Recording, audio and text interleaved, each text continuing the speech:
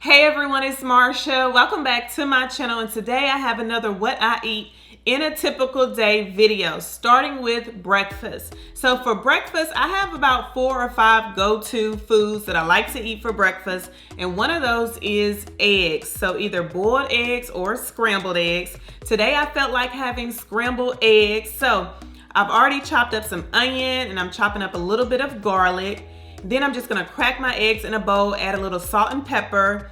And for the vegetables, I typically just use whatever I have in my refrigerator. I love bell peppers, but I didn't happen to have any, so I'm gonna be using spinach. So I add a little bit of butter in a skillet, and I'm gonna go ahead and saute my onions for just about a minute. Once those onions have softened up, I add in my garlic and my spinach, and I like to saute all of that together just for it to cook down and soften up before I add in my eggs. So then I'm gonna go ahead and add in my scrambled eggs.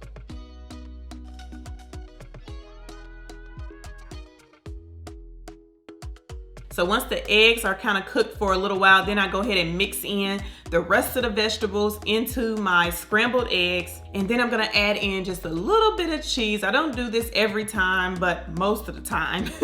I love to add in just a little bit of shredded cheese on top.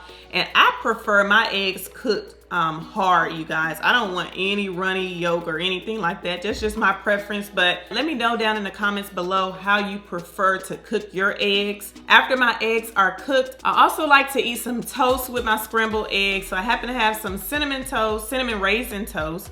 So I'm gonna toast those up, and then I'm gonna add a little bit of butter. I've been trying out this Country Crock plant butter, and I really like it, you guys. Let me know in the comments if you've ever tried this particular butter out, or plant-based butter, but I think it's a new butter from Country Crock, and it tastes really good. It tastes just like butter, so it's hard for me to tell the difference, so I really like it.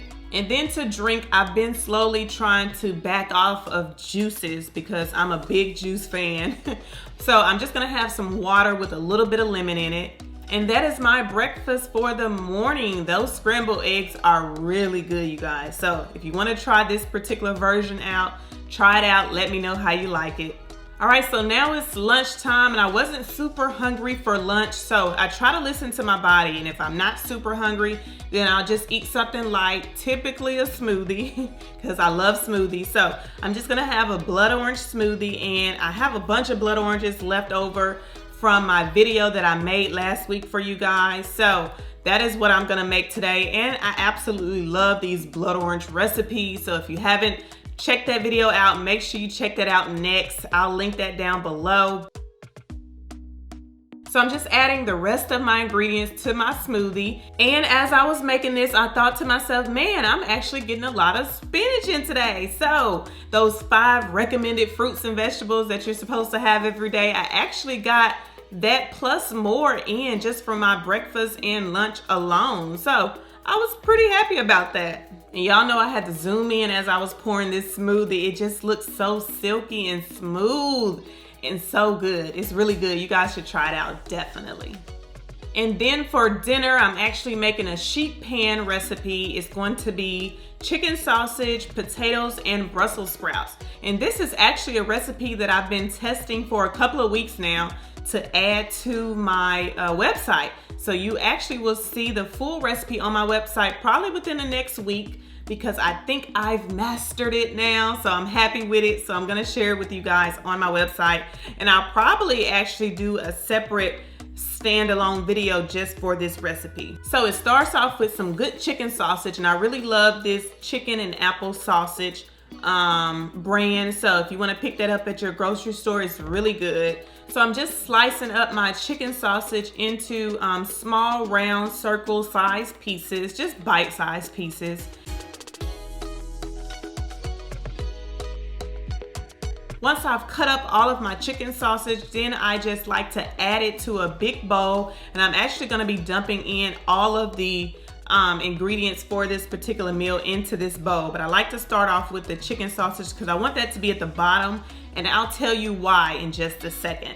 So next is my potatoes. And so I have some Yukon Gold potatoes. You can use russet potatoes if you like. I actually really like the taste of russet potatoes with this recipe. But today I'm using some Yukon Gold potatoes just because the skin is a little bit thinner. So if you just wash them really good, you can actually leave the skin on.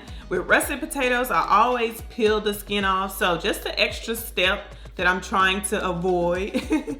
But russet does taste really good with this, you guys. So just the FYI. Once all of my potatoes are chopped up, then I'm gonna add them back to the same bowl that my chicken sausage is in. Next, it's time to move on to our Brussels sprouts. I'm actually surprised because I really just started eating Brussels sprouts a couple of years ago, and I really do like them. So I was like, I really do need to step outside of my comfort zone and start tasting more foods, because it is really good, you guys.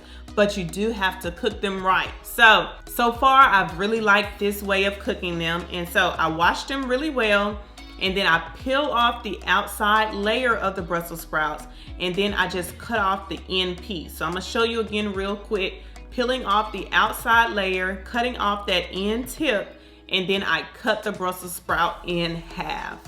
And so this is what I'm gonna do for all of my Brussels sprouts.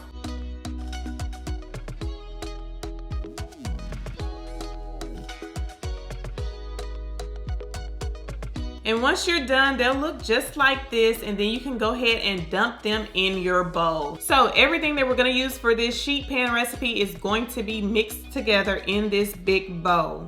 And so I have the chicken sausage at the bottom because now I'm getting ready to add in my spices, and I want to mostly season the vegetables because the chicken sausage already has a ton of flavor with the apple and everything else that's mixed into it. So I want to mainly get those vegetables nice and seasoned. So first I'm gonna add in a little bit of extra virgin olive oil so all of my seasoning and spices can stick. Then I'm gonna add in some sea salt, and I pretty much use sea salt for most of my recipes just because the measurements for table salt is a lot different. So I'll probably start putting that on my website that, hey, for most of my recipes I am using sea salt or some type of coarse salt because the measurements for table salt are a lot different, you guys. So just be careful with that. Next, I'm gonna add in some black pepper. Then I'm gonna add in the rest of my spices, which is some onion powder, some garlic powder, a little bit of oregano,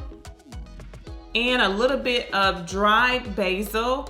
And like I said, this recipe is coming up pretty soon on my website, probably within the next week. So I'll list the full measurements in the recipe post on my website. So make sure you stay tuned and check that out. But you just want to give this a good mix. So mix all of that together, and then it's just time to cook it. So I'm going to get me some parchment paper. And I do recommend lining your cookie sheet with some parchment paper. And I hate the way the parchment paper rolls up on the side. So one tip I have is just to flip it over and then just fold the ends of the parchment paper. And then hopefully it'll stay still without rolling back up on you on your cookie sheet. Next, I'm gonna dump the chicken sausage and all of those vegetables onto my cookie sheet.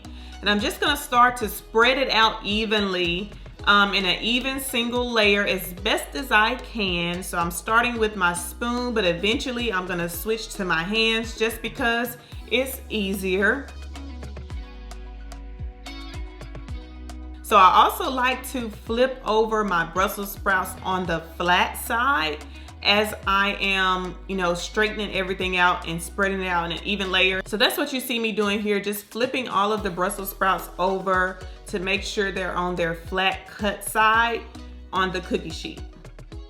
Then we're just gonna bake these in the oven at 425 degrees for 25 to 30 minutes.